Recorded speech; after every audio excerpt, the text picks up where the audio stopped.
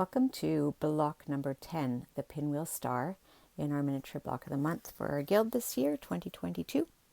We're going to be looking at placing it here in our diagram, and it might look a little familiar when you take a look at the center. Here's our sample.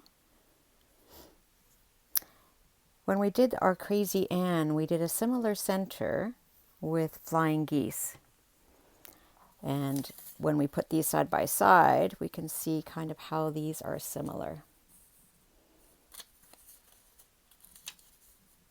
The middle has 4 flying geese rotating. In this case it was light, here it was dark. And we're just changing out some of the triangles on the outside of this to create sort of a spinning. This gets our little pinwheel going, like the ones we can buy in the dollar store for our kids and grandkids and to blow in the wind. It takes on much more of a spiral look here than in this one, where we just have the center. This one has much more activity going on. We're going to construct it a little differently. Last time we worked on 2 rectangles to create it, but by doing it in 4 squares, individual squares identically pieced, we can get a flatter center by being able to do a pinwheel. The spinning seams pressing. So we're going to be setting it up in this fashion, creating 4 identical A units. And you'll notice the block in the diagram appears to be spinning this way, whereas the block in our actual piece is spinning the opposite way. Most of our blocks have been symmetrical, so it didn't really matter. You didn't notice a right and a wrong, but you have to remember that this is the back of our block and this is the front. So when it's flipped over, it's going to rotate in the opposite direction. So don't be alarmed if that sort of shows up in your constructing. It's spinning this way, but when we flip it over, it's spinning this way. Okay, so when we're going to be getting our pieces cut, I'll just set this aside. We're going to be working with 2-inch squares of our light. It's light number 1 again. We're going to cut them diagonally once. We're working on a 4.5-inch, 1.5-inch by 4-inch strip for the outside pieces and little squares that'll go in the corner. The medium is going to be taken from a 3-inch square cut diagonally twice. What this does is create a straight of grain along the long side, which is what we will want when we're piecing the flying geese, because of the units A being finished. We're going to have seams at the bottom of the geese along this side, so we want that nice and straight. Cutting diagonally once places the straight of grain on the 2 sides, and that's fine for our corners of our geese.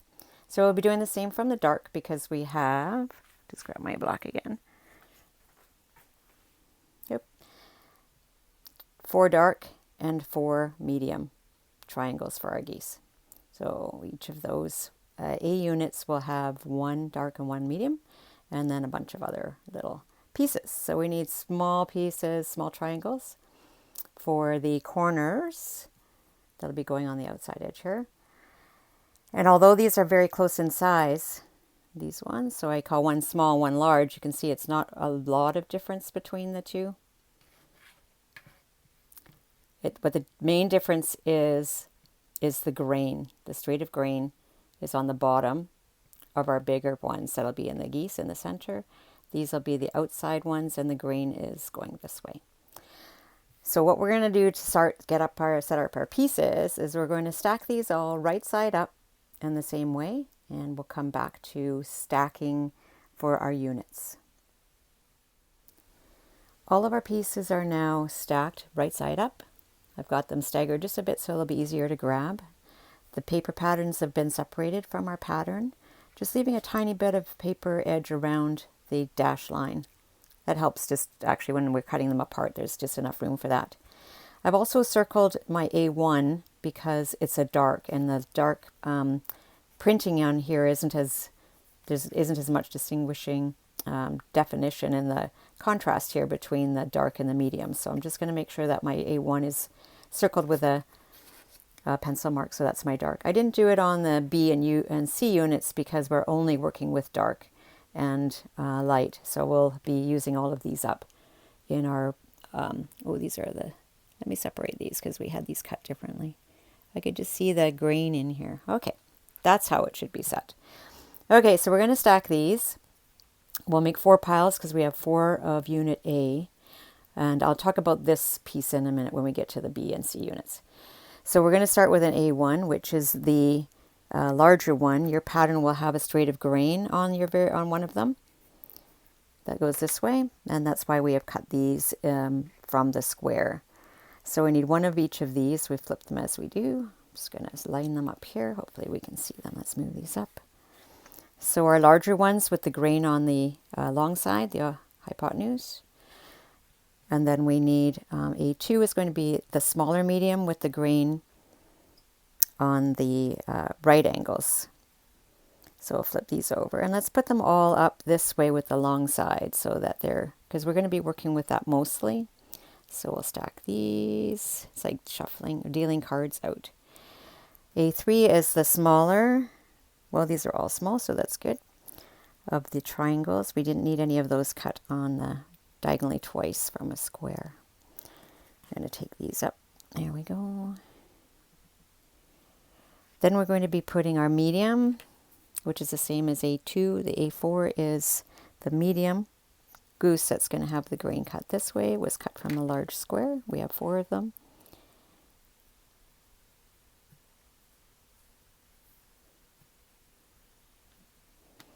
And then we have 5 and 6 are both the lights, so we can put 2 on each pile.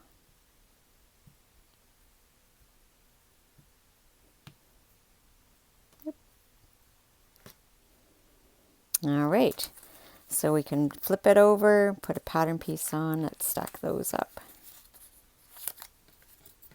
Set them aside. And they'll be ready for the machine. Okay. Units B and C are very similar and only have a few pieces, so I don't feel it's necessary to stack them. It's pretty clear which ones are which. But before we bring these to the sewing machine, we need to just cut the diagonal off, this triangle off of our rectangle.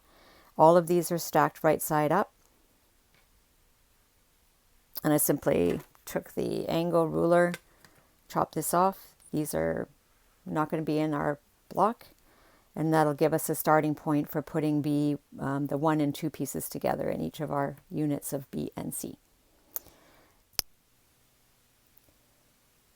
Unit A is our little square with 2 geese in it, and our medium color is going to be in these pieces 2 and 4.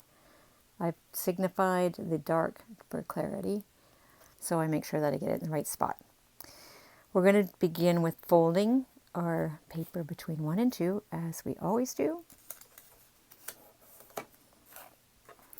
and grabbing our piece number 1, which is the triangle with the long side down at the bottom, so we have the straight of grain as we've cut it. We're going to turn this over because we always start with the first piece right side down. We're going to be positioning this along the bottom edge, the hypotenuse, and when we fold this over, we're going to scooch, scooch, scooch till it's about a 1/4 inch from here. Now I'm just going to hold on to that temporarily. I'm not going to worry too much just about sticking it down or pinning it or anything at this point. Let's take a look at what's coming next. The cool thing about flying geese block construction is the long side is always the side of the triangle that we will be applying at each stage. So we know we're going to be using the medium. We've stacked them up here with the long side along the top so that we can find them. And I'm going to pick this up, grab this one, and align the hypotenuse, right sides together. And I'm just going to match these corners of the triangles because we don't have to trim anything at this point. And I'm going to extend them both beyond. I'm also making a point of extending the lighter of the 2 fabrics just beyond the darker so that if there's any seam allowance edge showing, it will be hidden. And this also sort of reduces a bit of bulk. You may have done some garment sewing at some point and having to trim some of one side or one seam away, seam allowance, so that it's not quite as bulky. So that'll work in here in this case as well. I'm not going to pin it. As I mentioned, I have it where I want it. I'm going to just bring it right to the machine bed before I open it, making sure I can see the 1/4 inch that I want here. And just by pinning it down with my right hand, I can pop this side open and have it ready to sew.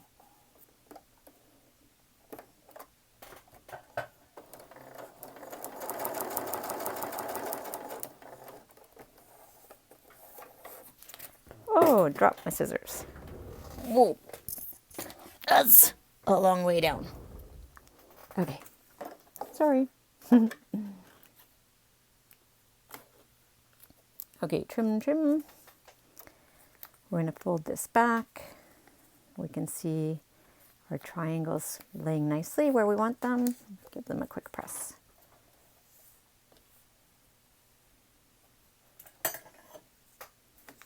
All right, number 3. We'll follow this sequence as we normally do. It's going to just follow the triangle piles, always on the long side. We'll just set this one up and then we'll whip through.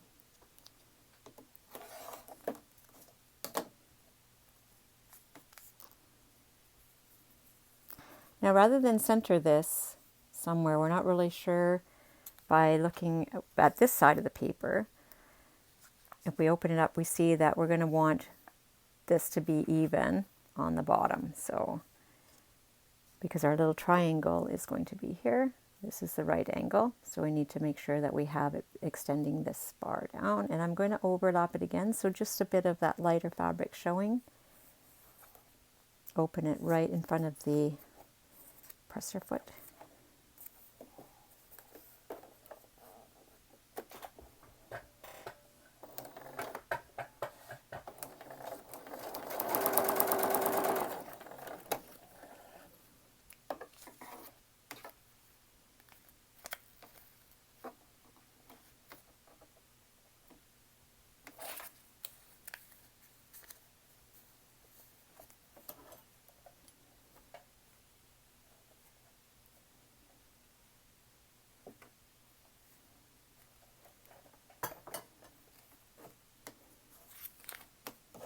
And we'll carry on.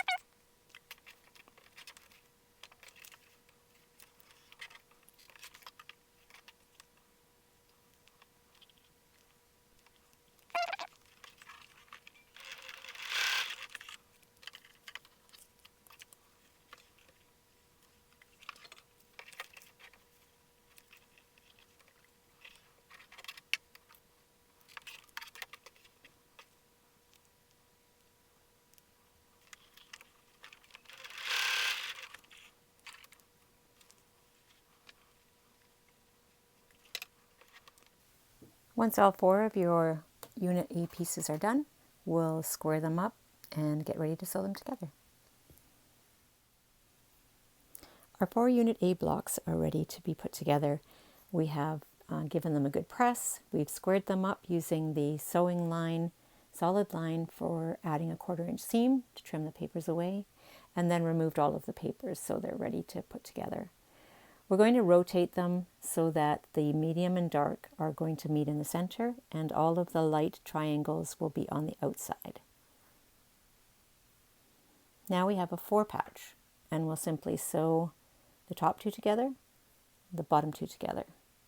We're going to press so that the seam allowance goes underneath the long side of our goose. So press towards the geese. And we'll get that ready so that they will nestle for the next seam. When you went to press it, did you notice that it tended to want to go away from the bulk of this seam into the other side towards the goose? I certainly did. I think it's happier that way. So now when we put these 2 together, our seam allowances are going to go in opposite directions and we can get a nice nesting there for the seam. Again, I don't use pins typically. I will use clips if I need for any longer than this, but right now with just that tightness here, if you push those seams together and keep them flat. Here's the seam sewn.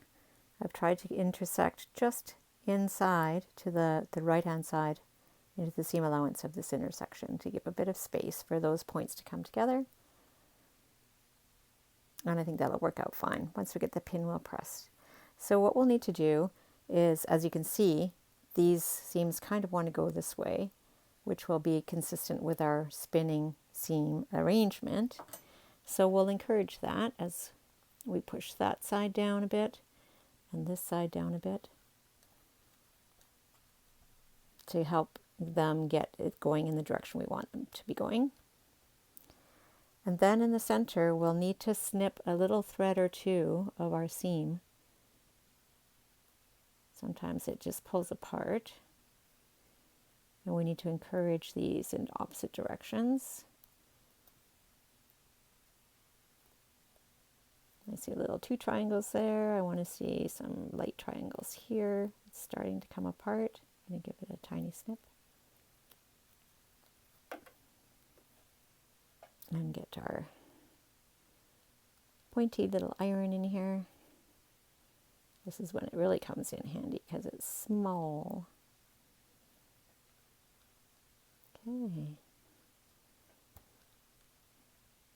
Give it a bit of hard press and let's flip it over, see what we got.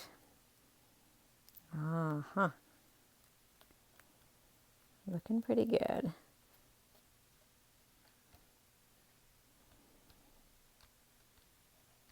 I think I'm happy with that. There's a bit of extra space in one section here. Could have just adjusted it slightly, but I think in the long run we're going to be just happy with that. Okay, Unit B only requires the 2 triangles of the dark and our strip that we've cut the chop off. We're going to start with our fold on B1.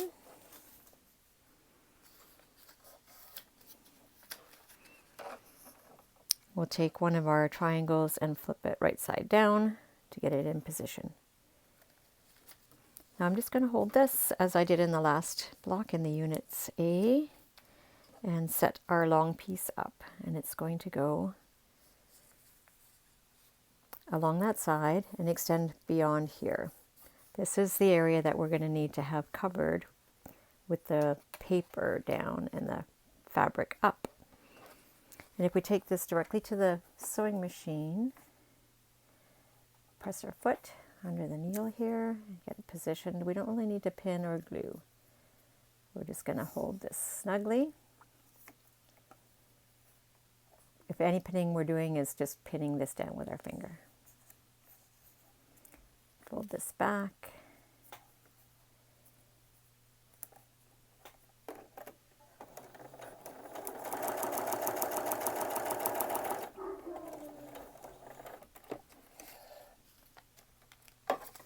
And trim our threads.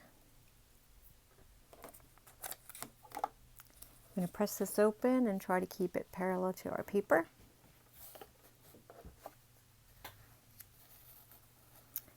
And give it a nice crease.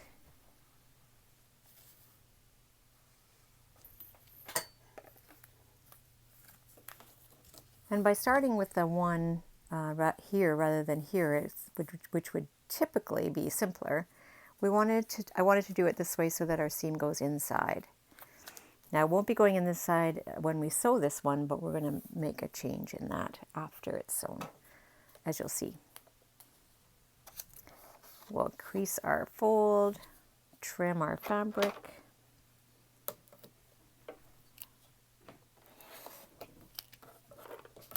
And as regular geese, use the hypotenuse and tuck the dark just behind the light so it won't shadow.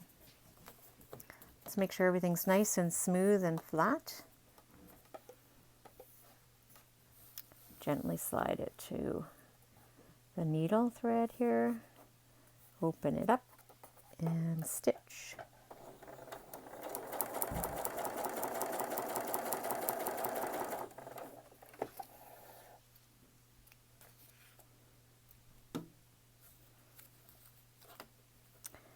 we press this open, you can see the seam allowance is coming away from this large strip that I want to have going the other way. But we'll give it a quick little press to encourage it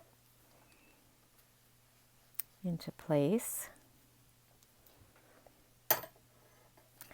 And then by trimming our stitching line with seam allowance and then these ends, we can do a little adjusting so that we have the seam allowance going where we wish. So let's square this up. Long side first. This is the side of the unit that we will be attaching to our larger square made from the units A. We'll have the seam ready.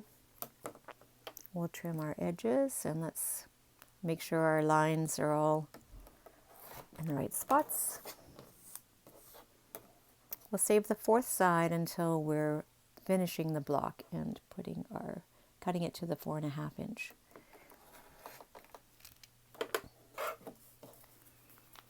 Okay, now if we peel the papers away now, we do have our seam edges, so we're good for knowing where to sew.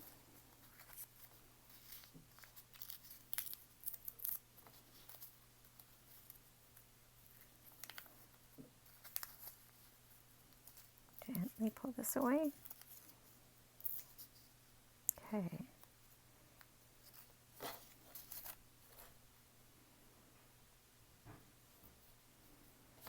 Now, as you can see, we have the seam allowance going in one way and out the other. What we would like to do is put the seam allowance going in as well. So to do this at this point, we'll first open it and just give us a light press just to encourage it, one fabric at a time, to go over the other way. And then we'll press it with, I'm going to go this way just a little bit. And this is a very gentle, encouraging press. All right. Now we have our piece ready to sew onto the center unit. And you'll see how the seams are going to meet here. They're going the same direction, but what happens when we lay it over this way to sew it? The seams in Unit B are going into the center, and the seams where they meet here, this one and this one, are going away from the center. So we'll have a really nice nestling going on when we stitch this side. So we'll switch to our 1/4 inch foot and do the seam. I'll be able to feel where that is. Keep it all even.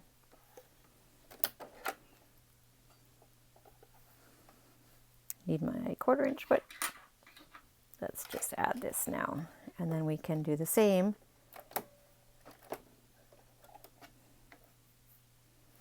with the other one.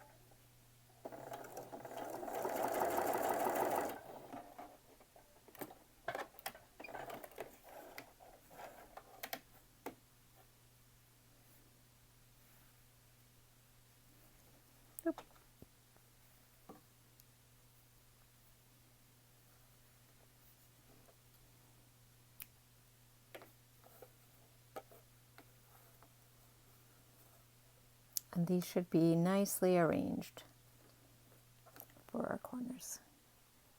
We'll do the same for the other Unit B, which I've done earlier, constructed, have the seams going in, and I'll add this one on in the same way. Unit C is identical to Unit B except for these corner stones on the end. So we're going to begin in the same way, folding between 1 and 2. And again, we're trying to create a seam allowance moving into the center.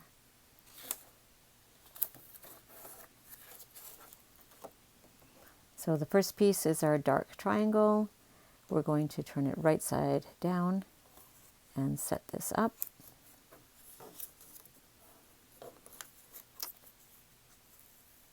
And we can kind of see, well, we want this 1/4 inch along the edge, of course, of our fold, and we want to extend it beyond this fold of the paper right here.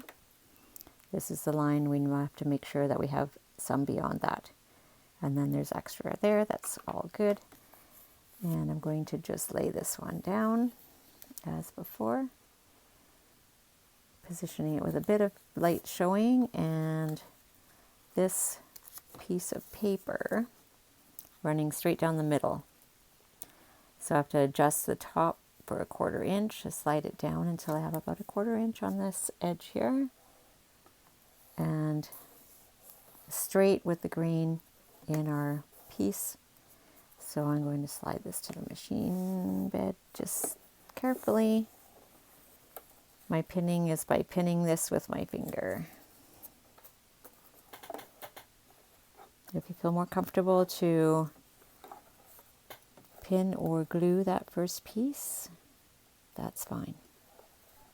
We're only sewing from the top of this triangle off the end.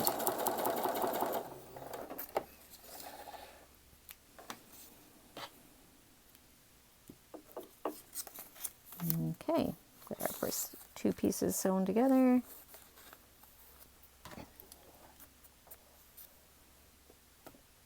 This must look familiar to you, having done 2 of the B units. Let's follow the sequence here with number 3. Look at the crease on our fold on the paper. We're going to trim this section off.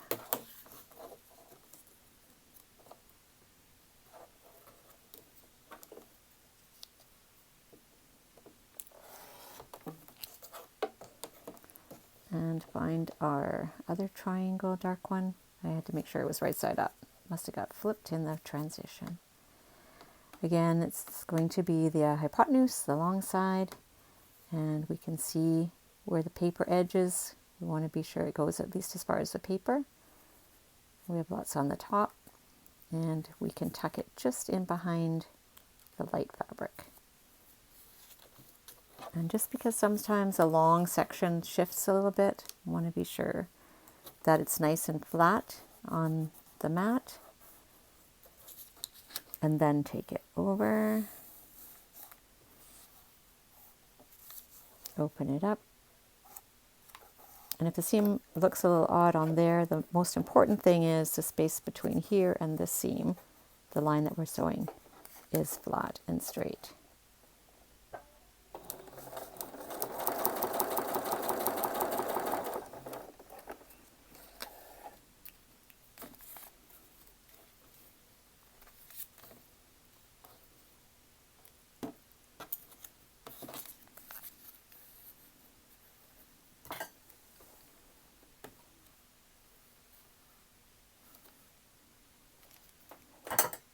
You may recall in our B unit, at this point, we made adjustments for the seam allowance that's falling away from the center of our unit. Much as I wanted to try to create a way that that would go back in, the precision was lost in any other attempt I had to add this square.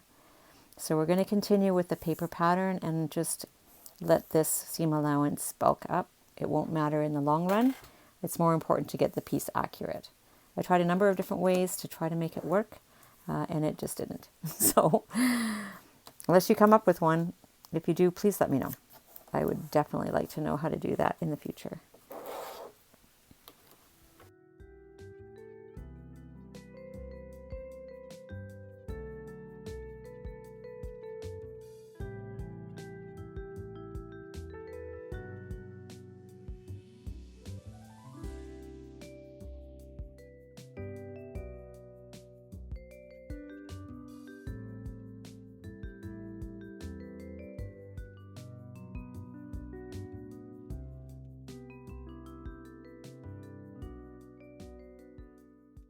Okay, and as with our B unit, we're going to, well, you can complete the other C unit, and when you get them both done, we'll trim off the seam allowance edge on the point with the larger triangles. This is the line that's going to be connected to the rest of our block.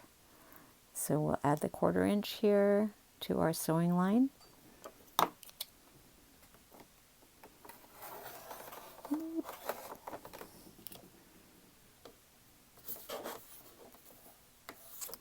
We'll take off the other two. Oh, we don't need to take off the other two sides. What we're going to do is remove the paper.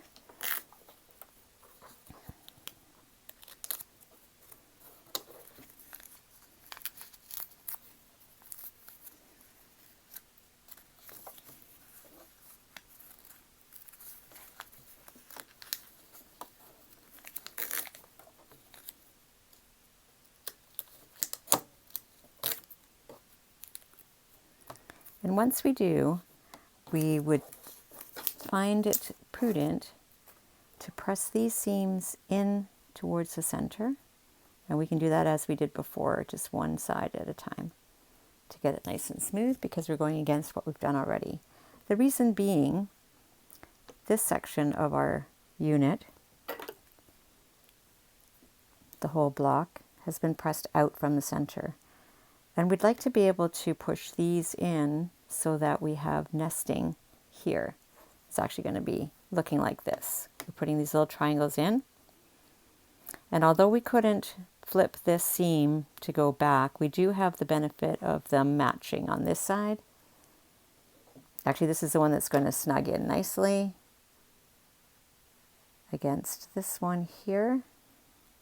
This is going to my right. This seam allowance is going to my left.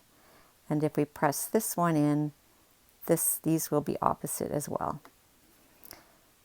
So we'll do the pressing in, and then we'll sew those pieces together and nest where we can.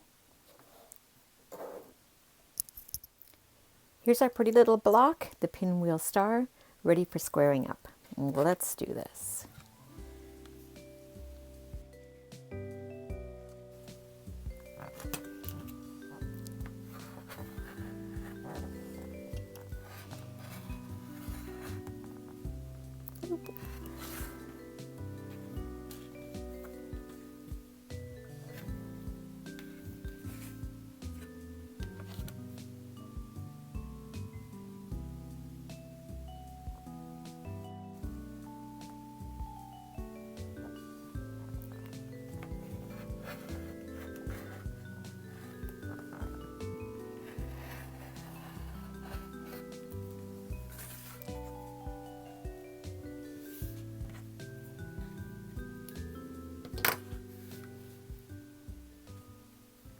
Hope you had fun, learned a few things, and are happy with your block.